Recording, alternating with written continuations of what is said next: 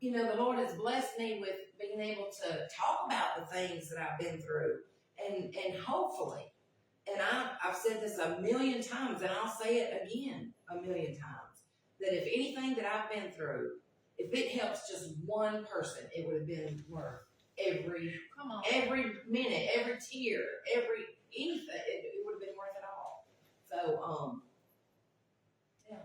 And you know, you were speaking about, you know, you hated yourself at one point. I hated myself, you know, too. I mean, I think we all go through that, but it was the things that I went through, and you know, I felt like nobody was gonna love me. Oh yeah. Nobody. So I went from some people. Oh yeah, I forgot that. I went that part. from man to man. Yep. And I'm not proud of that. But like I said, this is raw and real. Some close family doesn't even know this. But I went from man to man.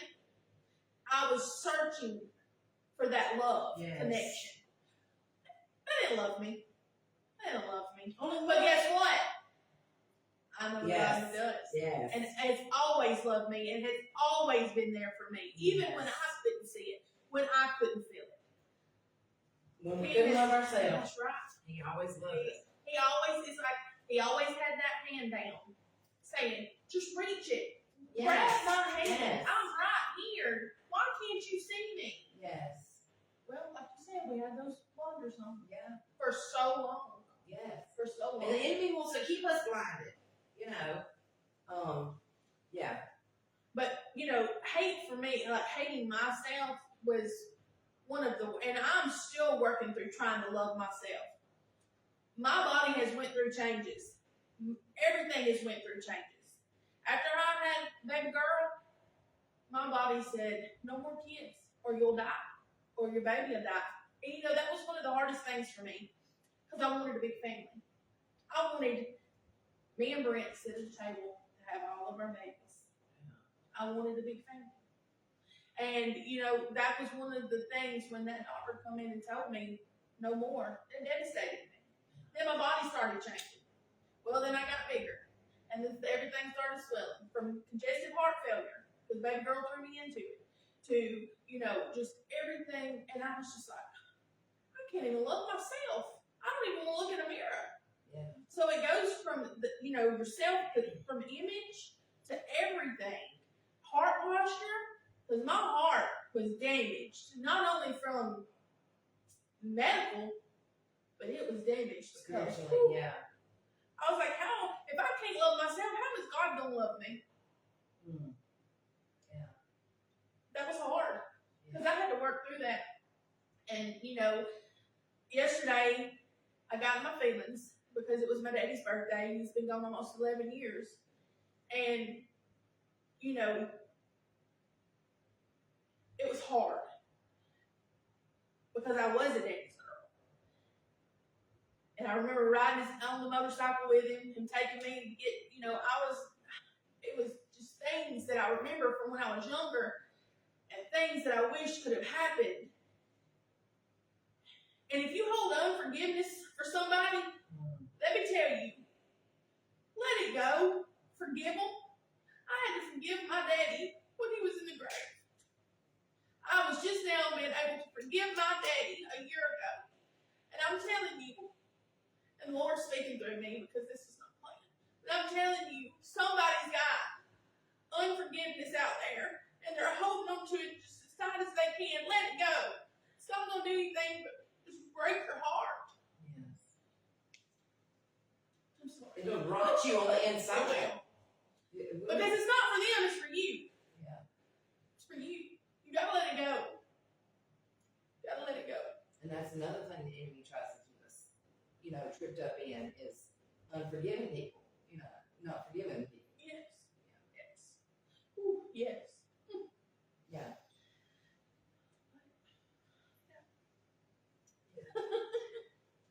Well, do y'all have any questions?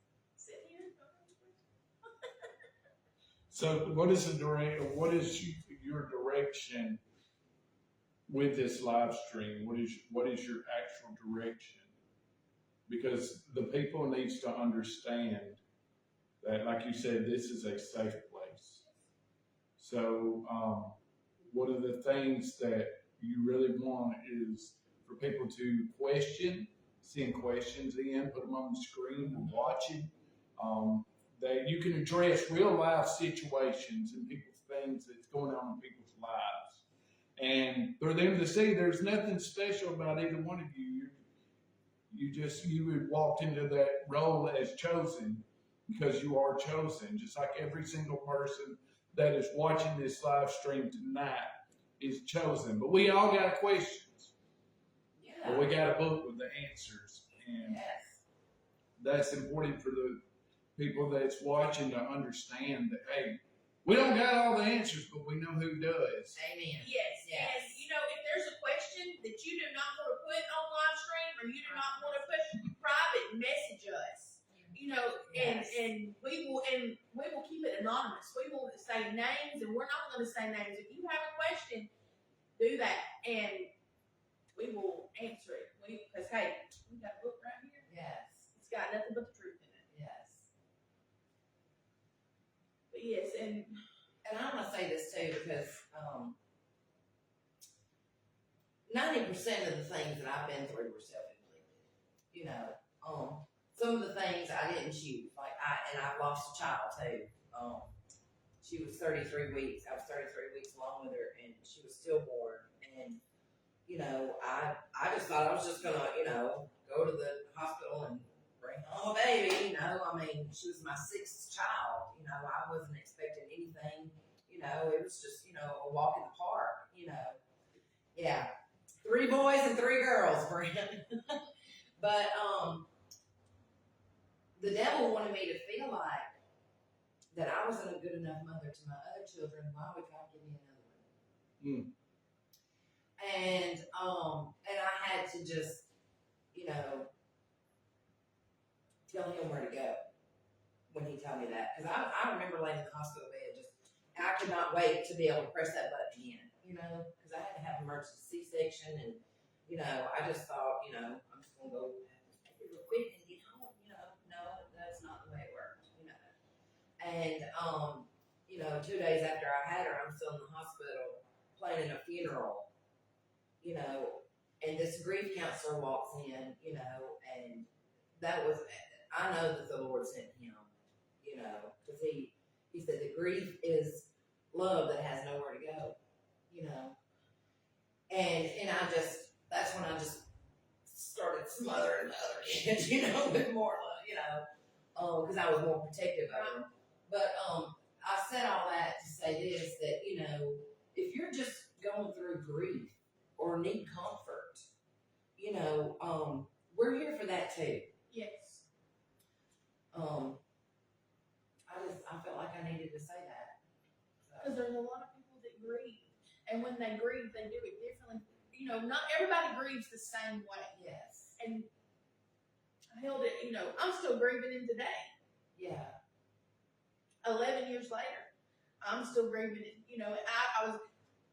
You called last night, and I was fine, but when I seen something, it triggered it, Yeah. and I don't mean to be a basket case, but Girl, that's what we got the tissues for. What you mean? You don't cry on this show, and you don't cry with me here.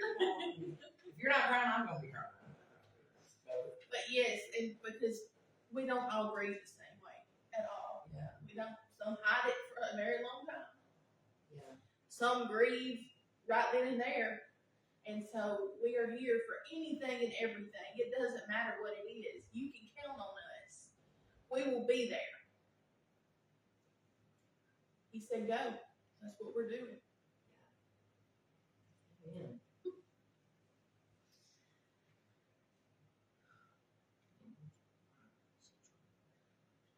So in closing, I want to say this. And this is good. You don't have to arrive overnight. Just stay planted. So y'all, just if this touched your heart, if y'all got questions, anything like that, send them privately, or you can put them on this right here. call us. Hey, message me. I'll give you my number. We can talk. It's like, Brent and I always say, it don't matter if it's 2 o'clock, 3 o'clock, 4 o'clock in the morning. Our phone stays on. And we've had people to call us, and I'm right there. He's right there. And I know you will be too. Yes. If you just need to talk, I don't care if it's 5 minutes or 2 hours. I'm going to talk to you. I'm going to talk to you. We love y'all. Love like Jesus.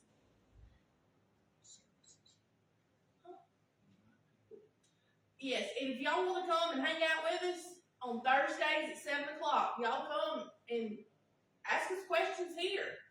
If not, tune in on live. But we love y'all. Y'all have a good night.